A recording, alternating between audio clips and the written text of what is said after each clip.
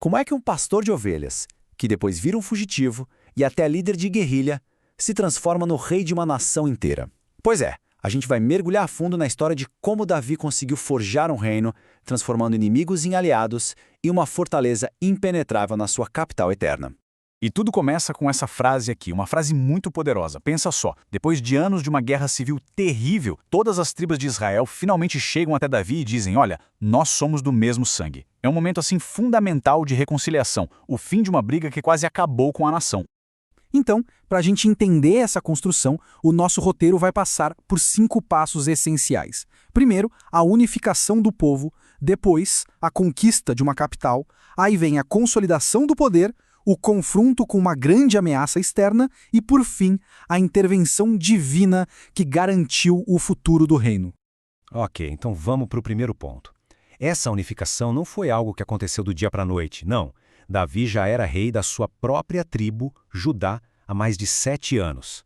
O grande desafio agora era convencer todo o resto de Israel, que antes era leal à casa de Saul, a se juntar a ele, formar uma nação de verdade.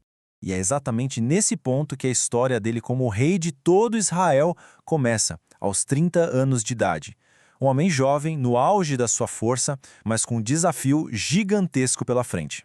E o reinado dele duraria no total 40 anos. Para uma época cheia de instabilidade de reis que mal duravam no poder, 40 anos significava uma coisa: estabilidade. O que a gente está vendo aqui é o comecinho de uma dinastia que ia durar muito tempo.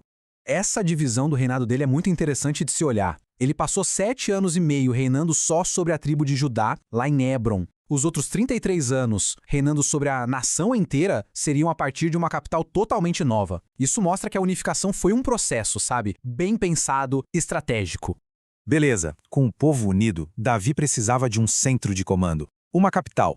Mas não podia ser qualquer cidade. Tinha que ser um lugar neutro, que não pertencesse a nenhuma tribo específica para não gerar ciúmes, que ficasse numa localização central e, o mais importante, que fosse fácil de defender. A escolha, Jerusalém, que na época era controlada por um povo chamado Jebuseu.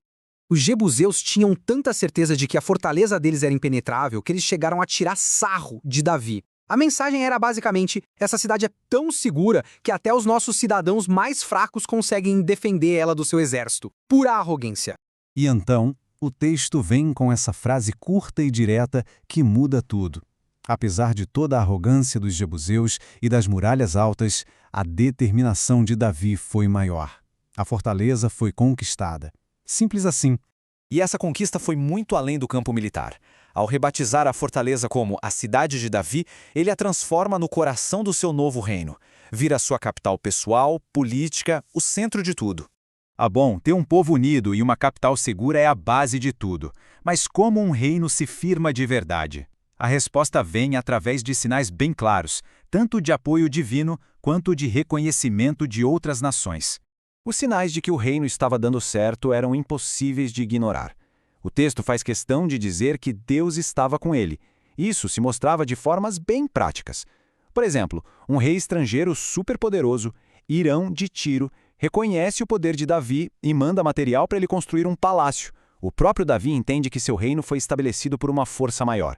E para completar, sua família cresce, garantindo a continuidade da sua dinastia. Mas como a gente sabe, sucesso atrai atenção. E nem sempre atenção positiva. Os filisteus, que eram a superpotência da região e inimigos históricos de Israel, olham para esse novo reino unificado e não veem um vizinho, mas sim uma ameaça direta ao seu domínio. A reação deles é imediata. Assim que eles ficam sabendo que Davi agora é rei de todo Israel, os filisteus mobilizam o exército com força total. O perigo agora era real e o reino recém-formado já ia enfrentar o seu primeiro grande teste de fogo. E aqui que a gente vê o grande segredo do sucesso de Davi. Ele era um general de guerra experiente, um baita estrategista, mas ele não confia só na sua própria força. Pelo contrário, ele busca uma estratégia divina para lidar com essa ameaça que parecia grande demais. Antes da primeira batalha, a pergunta que ele faz a Deus é muito direta. Ele quer saber não só se pode ir, mas se tem a garantia da vitória. É um ato de total dependência. E a resposta vem na mesma moeda, direta, clara e com uma promessa. Sobe. Com essa confirmação, Davi não pensa 2 vezes e avança para a batalha. A vitória é esmagadora, e Davi dá um nome para o lugar: Baal Perazim, que significa algo como o Senhor que rompe. Ele deixa claro que o mérito todo é da intervenção divina, que veio como uma enchente que rebenta uma barragem. Mas aí os filisteus se reorganizam e atacam de novo. O que Davi faz? Ele não assume que a mesma estratégia vai funcionar de novo. Ele para e consulta a Deus mais uma vez, mostrando uma consistência impressionante nessa sua dependência. E olha que incrível a orientação que ele recebe. Dessa vez, a estratégia é completamente diferente. Nada de ataque frontal. A ordem é fazer uma emboscada. E o sinal para atacar não era uma corneta, mas um som sobrenatural. O barulho de um exército marchando por cima das árvores. Quase uma cena de filme. E aqui está o ponto-chave. Davi obedece. Ele segue à risca esse plano totalmente fora do comum. O resultado? Uma vitória ainda maior que quebra o poder dos filisteus numa área enorme e, finalmente, garante a segurança das fronteiras do seu reino.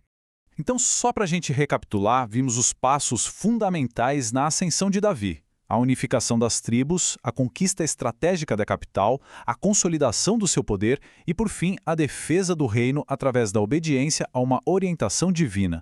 E isso tudo nos deixa com uma pergunta para a gente pensar. O que, de fato, consolida um reino?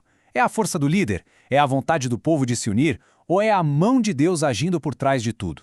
A história de Davi parece mostrar que todos esses elementos estão em jogo. Mas qual deles seria a verdadeira fundação sobre a qual uma nação forte é construída? Talvez a resposta esteja justamente na combinação de todos eles.